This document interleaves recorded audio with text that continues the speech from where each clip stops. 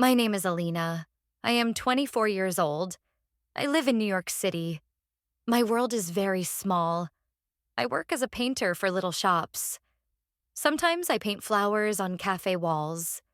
Sometimes I make colorful letters on windows. My hands are always tired, my clothes always stained with colors. But the money is never enough. I rent a tiny room. It has one bed, one chair, one table, and a weak fan. The room is clean but too hot in summer and too cold in winter. My meals are simple: bread, rice, soup. Some nights I skip dinner. Some nights I cry alone. I have no family. My parents died years ago. I have no brothers, no sisters. Nobody calls my name. Nobody waits for me. Just work, sleep, and survive. One rainy morning, I was painting a cafe window. My shirt was wet, my hands freezing. I was almost finished when I noticed a man walk inside. He looked about 60, with gray hair and a long coat. He walked slowly, like the rain itself carried him.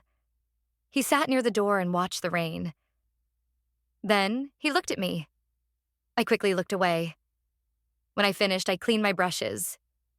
The man stood up, walked toward me, and smiled. It was a soft, kind smile. "You look tired," he said, his voice calm and deep. I gave a small smile. "It's just a long day." He nodded. "You work very hard." Then he left. The next day, I painted a wall near the cafe. The same man passed by. He smiled. I smiled back. Later, he came out with a cup of tea. "It's warm," he said, offering it to me. No one had ever done that for me before. The tea was sweet. My cold hands felt alive again. The next day, he brought tea and bread. "You need to eat," he said kindly. His name was Razid. Day by day, he appeared with something small: flowers from his garden, a warm drink, gentle words. He never asked questions, never crossed limits. He only talked softly and smiled. Slowly, I began waiting for him. My heart warmed when I saw his face. I didn't understand why. He was much older than me, but he made me feel seen, like I wasn't invisible anymore. One afternoon, he sat beside me on a bench. His face was serious. "Alina," he said, "you live alone. Life is not easy for you. I want to help you." I looked down. "Why?" I whispered. He smiled faintly. "Because I care.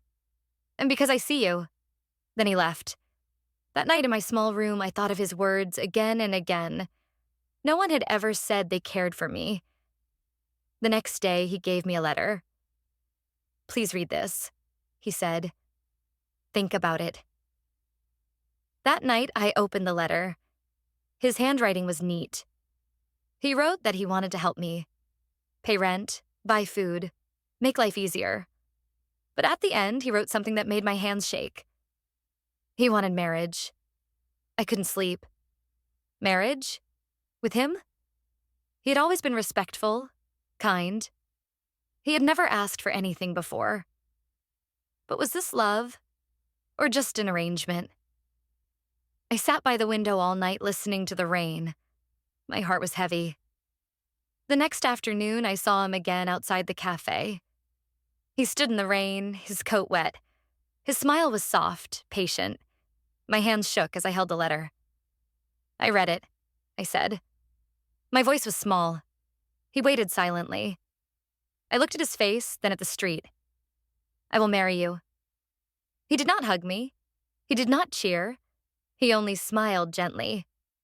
"Thank you, Alina." Truly, a month later, we had a small wedding. No music, no crowd.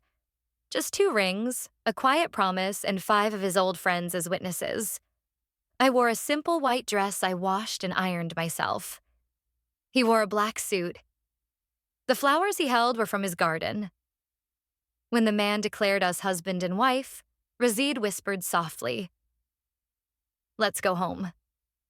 His house was different from mine. Small, but warm.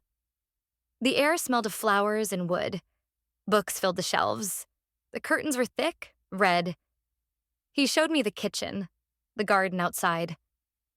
"This is your home too now," he said. That night, I slept in a big bed. I felt like a guest, but Razid didn't come to my room. He gave me space. He never asked for anything. Slowly, I began to feel safe. Days passed. Each morning, he made tea and bread. We ate in silence, but it wasn't a cold silence. It was soft, like quiet music. He worked in the garden. I painted corners of the house. He hummed old songs. I read the books he gave me. Little by little, peace entered my heart. But people in the market whispered, "She married him for money." It's not real. Their words cut me deeply. One day I came home upset. Razid touched my hand and said, "Words mean nothing. We know the truth. That's enough." That night I asked him, "Why did you help me?" He looked at the stars. "Because you needed kindness," he said. For the first time, I felt something new. Not fear, not shame, something warm. One night on the porch under the stars, he held my hand and asked softly, "Are you happy, Alina?" I looked at him for a long moment and whispered, "I married for help, but now I stay because I want to." His eyes filled with light. Our lips met for the first time. Slow, soft, true.